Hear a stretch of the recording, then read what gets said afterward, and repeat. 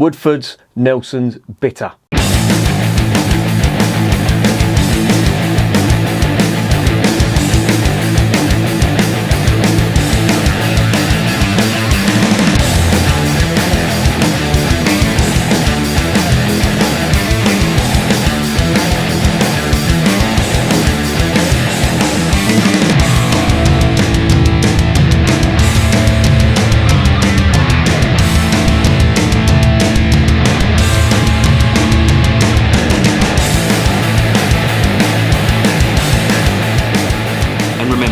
Life is too short to be drinking shitty beer.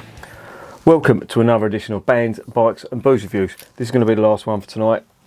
It's getting a bit late and I've had quite a few.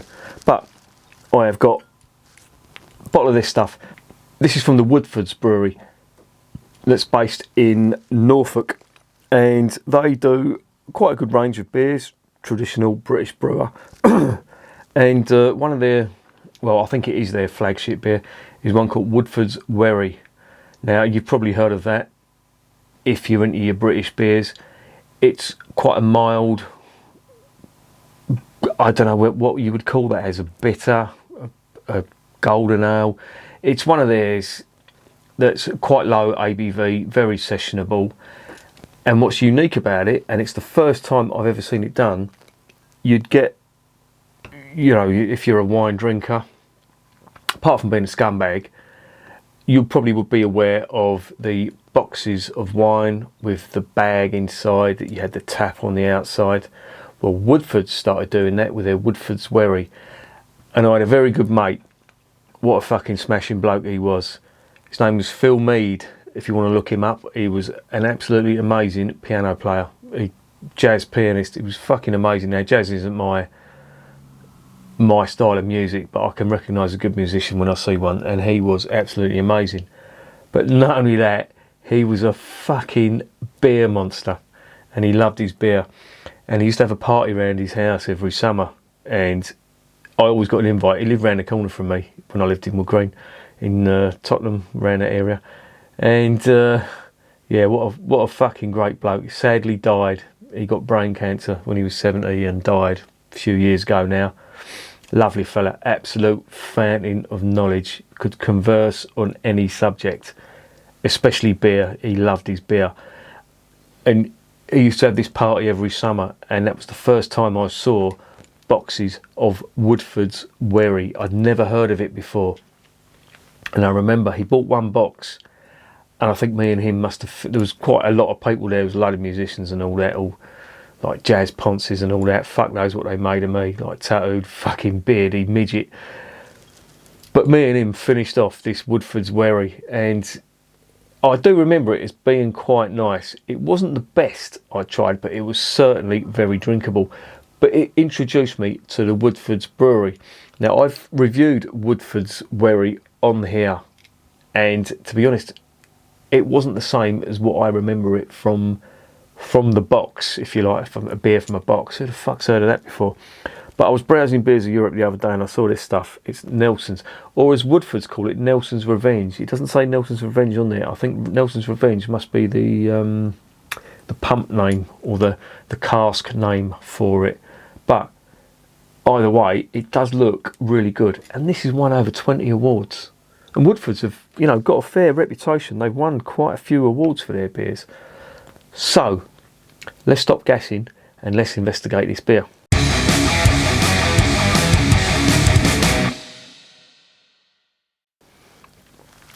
Right, this is Woodforde's Bitter, as they call it, but it's also known as Woodforde's Nelson's Revenge.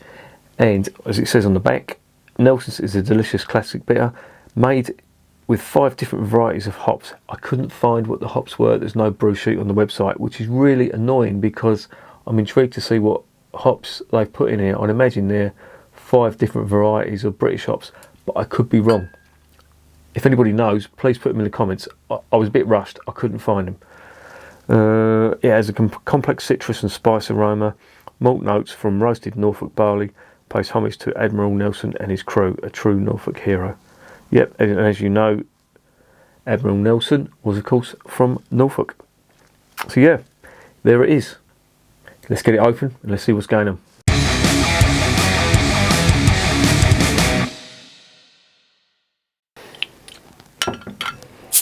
Right, this is slightly chilled. It's just come out of the fridge and it's been standing for about 15 minutes or so. Cap is plain black. There's fuck all to see on that. Let's get it into the glass. Now they've got this down as a bitter, and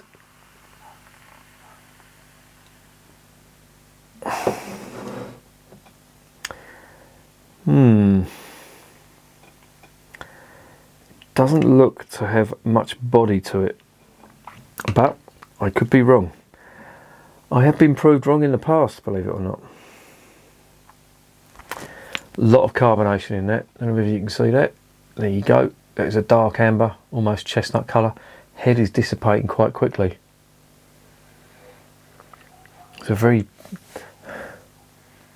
bitter, earthy, hay, slightly floral aroma.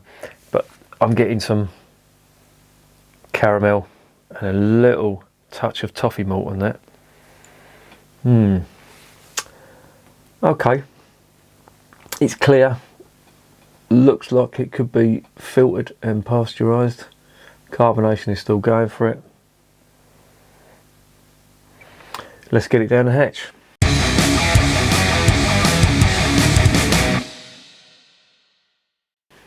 Bottoms up.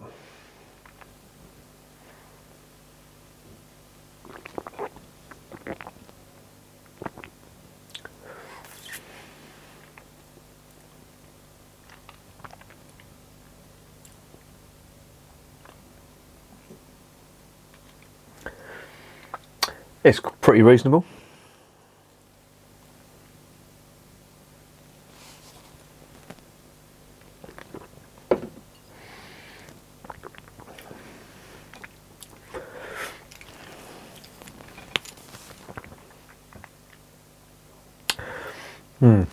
And that is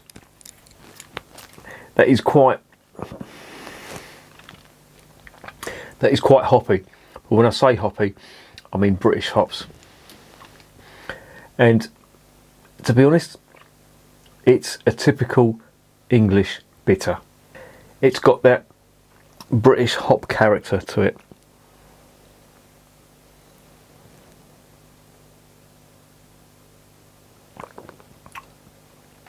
Carbonation is quite big on it. And I have to say, it really does. It tastes like a really sort of, a reasonably good cask ale. They've sort of imparted that into the bottle, if you know what I mean. I can imagine this tasting not too dissimilar on draft, but it's quite nice.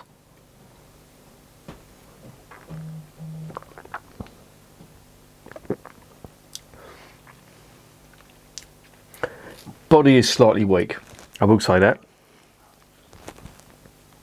But there was a lot of British hop character on this.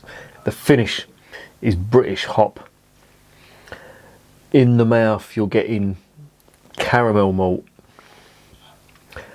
a lot of hop bitterness, and then as that goes down, then you're getting more sort of, I'd say caramel malt, touching on toffee, but more caramel, and then the finish is very dry and you're left with that bitterness, that spicy, earthy British hop bitterness. You can almost taste the earth in that.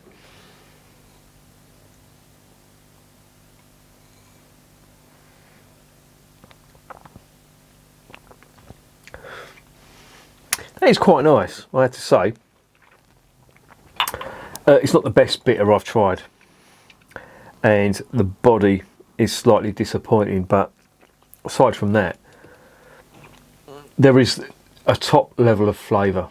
It's just lacking the depth, in my sort of estimation. It is quite drinkable though, and even though, I don't know if you can see this, but there's still a fair bit of carbonation in that. It translates to the mouthfeel slightly, and it's slightly slightly obtrusive, but it doesn't, I don't think it interferes with the flavour. I'm still getting all them nice British hop flavours.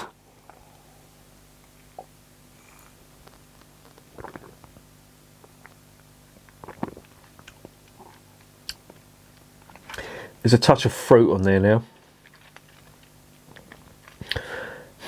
And a nice bit of citrus too. This is quite subtle. And I think as the palate adjusts, and the more you drink it, the more flavours that are coming out. So you can add to the caramel malt the earthy and slightly spicy hop bitterness. You can add a little touch of floral and fruity notes on top of that as well. When I say fruit, I mean almost apple.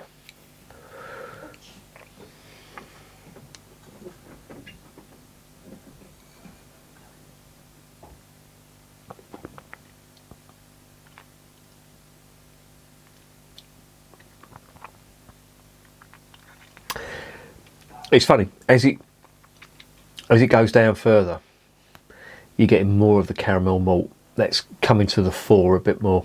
Where the hops were dominating now, that's still there, but the caramel malt is sort of pushing through now as well. This is quite nice. As I say, the only thing it's lacking is a bit of depth. It just needs a bit more body on that, and I don't think, I could be wrong. Does it say it on there? No, it doesn't really say that on there, but if they have added some maybe oats or wheat or something to it, just to bulk it up a little bit, this would have been a really nice beer. But it's not bad as it stands. I mean, this is a bog standard, dependable British beer, and this is the sort of beer your dad would have drunk. And to be honest, it's not the worst beer in the world. I will say that.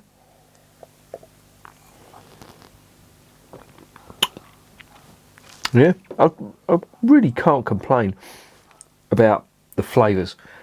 What I will complain about is the slightly obtrusive carbonation.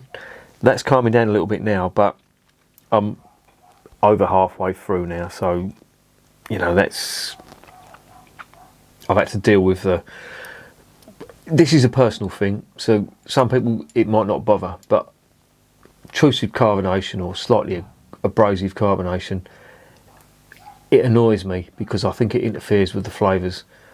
Also, the body on it is slightly weak. I think it just needed something else in there, a bit of wheat or a bit of, I don't know, oats maybe. Wheat probably would have been better. But aside from that, it's a dependable British bitter, if you like. Yeah, you know, this is one of them ones where you can rock up at a pub of an evening, walk into a country pub and be pulled a pint of this and have a taste of old England, because that's what it is. This is what beer was like. It's not bad.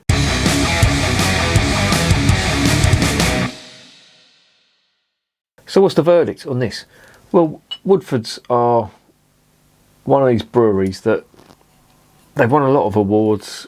I've drank their beers at beer festivals and they do taste nicer on cask, I will say that. But in the bottle, I think they just lack a bit of body. And the carbonation really, don't get me wrong, you do need carbonation in bottles. I'm not knocking that, but I think it's too long lasting. Now, if I compare this to the Cotley Brewery, they had the carbonation spot on. It was quite dominant when I filled it out, and then it calmed down and it just went down smooth as silk. I think that's what a real bitter should do. But it's, you know, these are minor gripes. All things considered, this is not bad.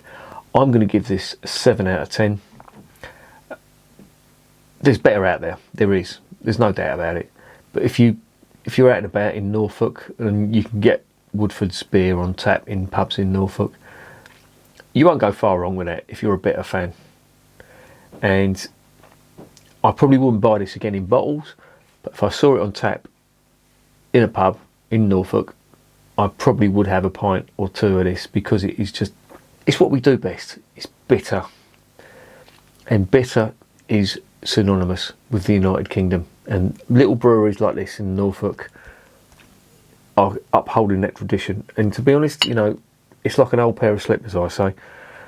You can walk into a pub and you might not know what you're getting, but if you see a locally brewed bitter, you know it's going to be, as you would expect, a typical British bitter, and that's what that is.